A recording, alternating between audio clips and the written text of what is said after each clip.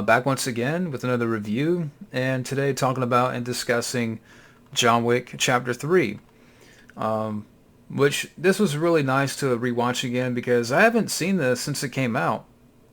And, rewatching this for this marathon, and it's funny because for a while, the second film was my favorite. And watching this again, I would have to say this is now my favorite. And, with each film, it definitely, took it up a notch. And this, by the time it gets to chapter 3, it took it up several notches. I mean, they really doubled down on the action. And it's just nonstop. And, but real quick, the story here, picks up from the second film where, John Wick kills Santino because, Santino's sister was a member of the High Table. So now Santino inherits that, role. But John Wick kills him in the end at the Continental, which, is against policy. So from there, excommunicado, John Wick is given a grace period. Winston gives him a grace period of 1 hour to, be on the run. And, after that, every killer and every assassin is after John Wick. There's a big price tag on John Wick's head. And that's the plot here. But yeah, John Wick 3, like I said, definitely, cranked it up to 11 here. And it's not my favorite of the franchise. And you wonder, with John Wick 4, even though the director recently talked about, which, with John Wick 4, how can you top horses? Because in this film, you bring in horses into the action. I mean, the film starts off with, John Wick, at this, like a library. And this is just the action. And again, he's at this library. And because everyone is out for his head, this big giant dude, which I learned that he's an NBA player. I forgot his name, but I think he plays for the Dallas Mavericks. He shows up to kill John Wick. And John Wick kills him with a book. I mean, it's just, kick-ass. And like I said, his hour is about up because it picks right up from the second film. So you have this one scene where this guy, John Wick gets stabbed by the giant dude. And this doctor is trying to operate on him before the time is up, before the hour ends. But, right when the hour ends, the guy backs off. And he can't get involved. So John Wick gives him a couple of shots, which is interesting. And then you have this one chick in the film, this actress played by Asia Kate Dillon. And the educator, I believe that's how you pronounce it, but, her right there, that actress, because John Wick is on the run, and, he killed Santino on continental grounds. She's sort of bringing down, all this, okay, because Winston, in McShane's character allowed it to happen, she's going to, kick him out of the Continental, and all those people who helped John Wick, including the Bowery King, Laurence Fishburne's character, he has a few days to get out, and otherwise, suffer the consequences. You have Angelica Huston in this film, who's this director character, and that's when you find out a little bit more about John Wick's history and his real name. And like I said, this woman right here is trying to, for the people who helped John Wick, she's trying to take them out. And Halle Berry's in there for a little bit in the second act as this fellow assassin, and as this character Sophia, and you have her dogs with her. But yeah, I'm kind of getting in the way. Well, I'm pretty much telling you to the film, but again, just great action scenes. And like I said, I mentioned with the library scene in the beginning, and then you have the fight scenes in the stable. And again, this is in the beginning of the film, because there's a lot more action here. And, the usage of horses. You have Marc Dacascos in this film as this character Zero, who's an assassin, but he also admires John Wick. He's a fan of John Wick. He's like, I'm a fan of you, and you haven't disappointed. You haven't disappointed me. And Marc Dacascos, even though like he's one of those guys I've heard about, I haven't seen a whole lot of his work, but I definitely want to check out some of his films. But I really enjoyed him here as this villain Zero again. These assassins, and with this character Zero, these other two guys that are really good with swords. So you have some scenes in the film where they take out, the Bowery King's men because this lady's trying to force them out. And I thought they were really cool. But again, just a lot of action. I mean, the scenes where he's on the motorcycles and you got these ninjas with the swords that are trying to take him out. And you get the scenes where John Wick is on a horse and he's taking people out. And then in the middle of the film, where he meets up with Halle Berry, her character, which at first, she doesn't want anything to do with John Wick, but she helps him out. And this one scene where they're in this village and they're just taking out guys left and right. Even the dogs get involved in the action. Like Halle Berry would shoot some guys and then the dogs would go right for the nuts on some of these bad guys in the film. And it's a really crazy movie that, did not disappoint. I mean, when I saw the film, this is when this film came out. It's definitely by far, as far as box office, it says right here, Parabellum came out May 17th of last year. It grossed $326 million worldwide, becoming the highest grossing film of the franchise in just 10 days. So, again, big hit. And everything just feels bigger. And like I said, again, they really cranked it up to 11 here. With the action, where everything is high stakes. John Wick, being on the run. And, all the characters who helped John Wick are now in trouble. And they're forced to, get out or, step down or suffer the consequences by this lady and the people of the high table. And like I said, just a lot of great action. But, talk about the cast. Again, Keanu's great once again. Age does not stop Keanu. The guy's what, at this point, 54, 55? And still kicking ass. The guy is damn immortal. I know people, joke about that a lot, but again, the guy is unstoppable. And, again, with each film, it just got better and better and just really took it up several notches by this film. Laurence Fishburne comes back as the Bowery King. It's nice to see him back here, and definitely has more to do here in the third film. And the lady right there, she wants the Bowery King to give up. I mentioned that. And she says, for giving John Wick 7 bullets, you get 7 cuts. And the Bowery King's like, sometimes you just got to cut a motherfucker. And that's where Marc Dacascos gives him 7 cuts with the sword. And so, again, they're after John Wick. Laurence Fishburne's great once again. Again, as the Bowery King. Nice additions of Halle Berry. I love Halle Berry. It was great to see her here. And the scenes where she's with John Wick and, a lot of great gunplay. And again, the dogs getting there. Just great stuff. And again, just well shot action scenes, and it's nonstop in a good way.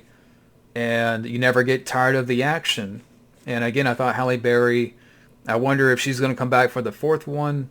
But again, it was nice to see her, here in the film. Great support. You have the hotel manager character come back, Lance Reddick. Definitely has more to do here, and definitely in the end, which I'll talk about. That actress there that plays that character, I thought she was okay. You know, I don't know, like, she kind of gets on your nerves at times a little bit, like the way she acts or that character.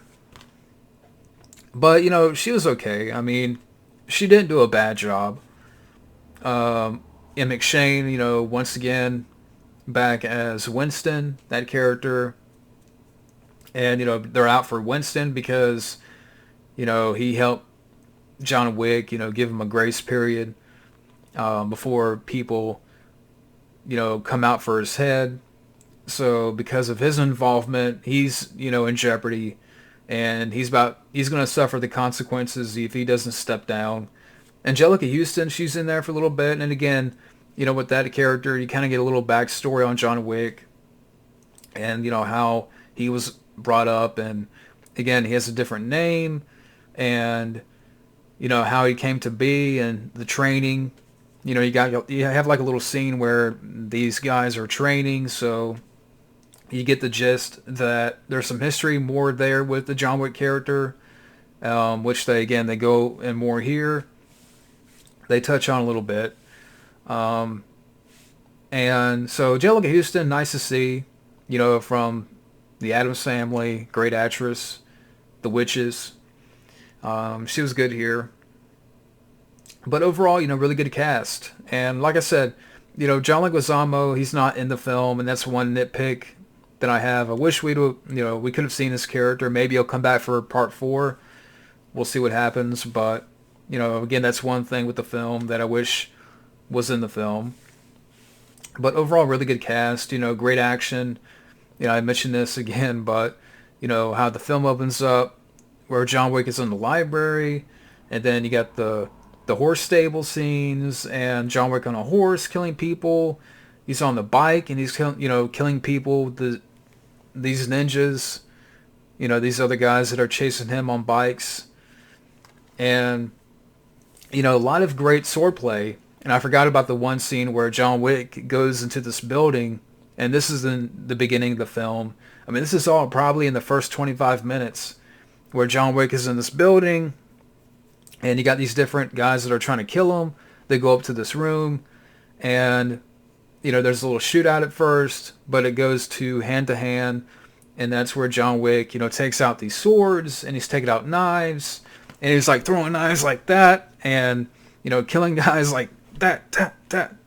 And it's just wonderfully shot. Once again, great direction from Chad Stahelski, and all the action works well here again. And again, it's really, they cranked it up to 11 here. Because it's insane and it's just nonstop. But again, great action scenes there. The stuff with Halle Berry, and then later on, because in McShane's character, he's going to he's siding with John Wick at the Continental. So they're going to burn down the place, or consecrate it. Yeah. And so you have all these guys that are coming into the Continental, and they look like, a SWAT team, whatever. They look like these SWAT guys, and they all have like, bullets can't penetrate their armor. So, John Wick is trying to take him out, and he can't because they're wearing this armor. So he goes back for more weapons, and even the hotel manager gets involved. That character right there. And, they get these weapons, these guns, bullets that can pierce armor. And so he's trying to take out these guys that are inside the Continental. And you have this great piece of music that kicks in where Winston puts this record, plays this piece of music, but again, a lot of great action there. And then at the end of the film, the last 20 minutes, 30 minutes, what have you, you get the stuff with Marc Dacascos where, Keanu's character is up at the top and, Winston's, I don't know if you call it an office, but, it's in the Continental. And I love the way this whole room looks. This definitely reminds you of, part 2 where they're in that museum with the shifting mirrors. And here in this room, there's a lot of mirrors around and glass. And again, wonderfully shot, and the texture of everything. And again, it's all mirrors and glass. And John Wick fights a couple of guys up there. And then, then Marc Dacascos. And again, just a lot of great swordplay here. More swordplay. They definitely went all out with the swordplay in the end. And I know I'm kind of gushing over the action. But again, it was so nice to rewatch this again. Like I said, I thought, for a while I would say the second film is my favorite. And then watching this again, I'm like, man, this is definitely my favorite. And again, all credit to Chad Stahelski for, developing this character, developing this world. And then, with these sequels, introducing new characters like the Bowery King, Laurence Fishburne's character. Now, like I said, even though they did the Matrix films back in the day, but they still had that good chemistry. And, it wasn't, to me, I like Laurence Fishburne as an actor. And I like that character. And then by the end where, this lady, John Wick is on the roof. And that lady right there, she tells Winston that, you have to kill John Wick or, we can forgive you. And then, he shoots John Wick off the roof, which, he wears that, bulletproof suit, which I didn't mention in the second film. I sometimes do that. I'll forget to mention certain things, in certain reviews. But, he has that suit where that, bullets can't penetrate. So Winston shoots him off the roof. And that one little scene where he falls off the roof and he kind of does this number here. That's another nitpick that I have with the film. The way they kind of shot that is kind of dodgy looking. You can definitely tell there's some CGI enhancement there or whatnot. But, of course, John Wick gets picked up and taken to the Bowery King, and you see the Bowery King all cut up. And he's like, "You mad, John?" And he's like, "Yeah." And it's like, man, you want to see more. And yeah, the film ends with that. And like I said, I'm probably going all over here. But that's fine because I love these films and I don't mind gushing over the John Wick films because, like I said, with each one, it just got better and better. And it serves, like I said in my review of the first film, these films to me are great templates of what an action film should be. And that, okay, nowadays where we have all these superhero films and comic book films, and that's fine if people like, all these comic book films and stuff, but, this shows that these 3 films show that you can have a lead guy, and if you have well-shot action and great direction, and, you don't have a budget of, you don't need a budgets of like 300 million or 400 million, what have you. You just need something that's straightforward, and you can pull it off. These 3 films so far have pulled it off. And that's rare, nowadays, like with sequels, that, each one got better than the previous one. Again, a lot of sequels don't do that, especially in recent years. And not a lot of sequels have been able to top the one that came before. But that's the thing with these films, is that it's, to me, it just kept getting better and better. And again, while I love these films, at the same time too, it saddens me because it's like, man, this is what action today could be. A lot of action films, can be this today. They should just take note from these movies. Why can it be like that? Instead, they would just want to keep pumping out the same superhero comic book film. But, this is done more organically, and it's well handled, well directed, and well shot. And it doesn't have, like I said, a $300 million budget. But anyways, I mean, some of the features up here, you have Legacy of the High Table, Excommunicado, Check Your Sights. I think it's more featurettes. Damn. You do have more so featurettes, but yeah, all in all, because I can, again, talk about these films all day. John Wick Chapter 3, yeah, again, it definitely took it up a notch. Well, took it up several notches, I should say. The action is nonstop, and it was cool to see some new faces in there. And to me, like I said, it's the best one of the trilogy. And for a while, like I said, the second one was my favorite, but rewatching this again, I'm like, man, this is my favorite now. And, Marc Dacascos as the villain, he's a lot of fun. Again, being a fan of John Wick, and, and I thought that was funny. Halle Berry, Laurence Fishburne. So, yeah, that's my review of John Wick Chapter 3. Entertaining movie. So, yeah. But that's my review of John Wick 3.